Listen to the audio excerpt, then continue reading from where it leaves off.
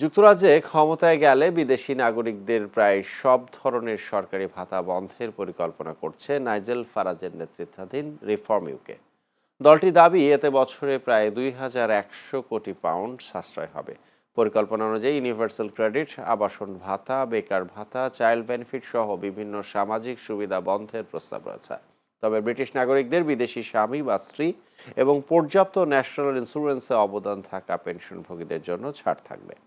পাশাপাশি প্রতিবন্ধী ও অসুস্থ ব্যক্তিদের ভাতাতেও বড় পরিবর্তনের পরিকল্পনা করছে দলটি।